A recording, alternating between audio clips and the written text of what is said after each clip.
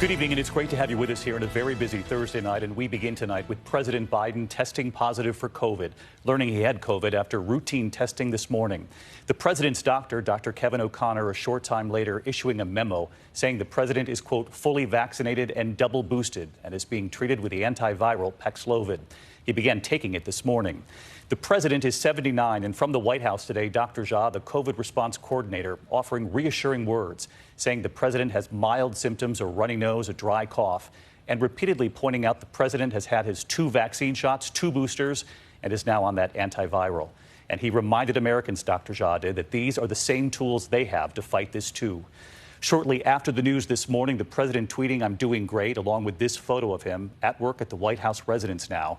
And then a short time after that, this 21-second video on the White House balcony saying, "Hey, folks, guess you heard. I really appreciate your concern," saying, "Keep the faith. It's going to be okay."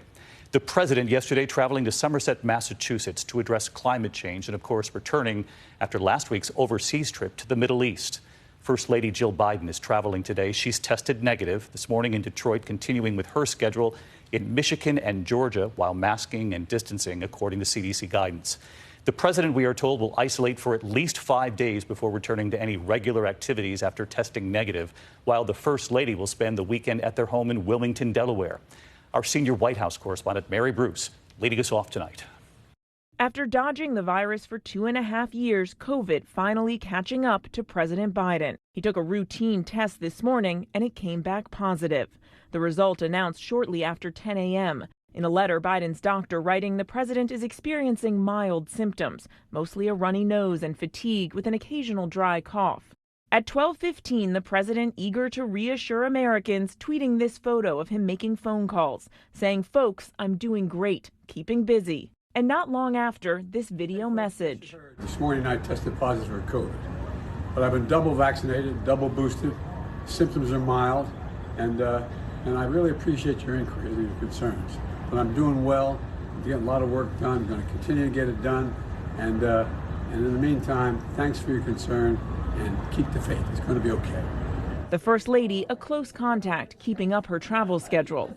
As you may have just heard, my husband tested positive for COVID. I talked to him just a few minutes ago. He's doing fine. He's feeling good. I tested negative this morning. The news coming less than 24 hours after Biden was on the road in Massachusetts, working the crowd in the heat, chatting maskless with reporters, and spending time with members of Congress on Air Force One. White House COVID response coordinator Dr. 𝗂𝗃𝗯𝗃 explaining when the president got home, he started feeling tired. Late in the evening, he felt some amount of fatigue. After a long day of travel, I don't know. There are a lot of late evenings where I feel some amount of fatigue. I don't know about all of you. He went to bed. I asked him how he slept. He said he just had a bit of a restless night. So I really think his symptoms, you could say, either began late last night or early this morning. Tonight, we're told the 79-year-old president is breathing well. His oxygen levels are normal. He has not had a fever and is working comfortably in the residence, surrounded by fewer aides than usual. The White House says he started taking the antiviral drug paxlovid right after testing positive this morning. We know that rebound COVID cases have been a concern in some individuals who take paxlovid. How concerned are you that could potentially hinder his return? Rebound rates are around 5%. So it happens, it's not that frequent.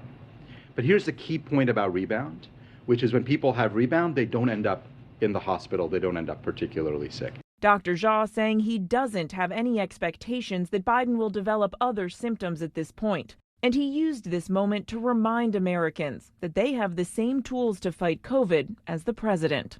Because the president is fully vaccinated, double boosted, his risk of serious illness is dramatically lower. He's also getting treated with a very powerful antiviral, and that further reduces his risk of serious illness. And it's a reminder of the reason that we all work so hard to make sure that every American has the same level of protection that the president has.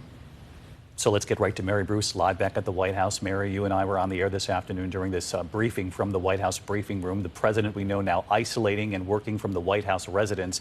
They were very clear today that he won't return to the West Wing until at least it seemed like the middle of next week, that he's going to follow the CDC guidance. And per that guidance, the president will now be isolating for 5 more days through next Tuesday. But the White House is also going beyond the CDC guidelines and says the president will not return to the office and his normal activities until he has a negative antigen test. And we know that could take some time. David.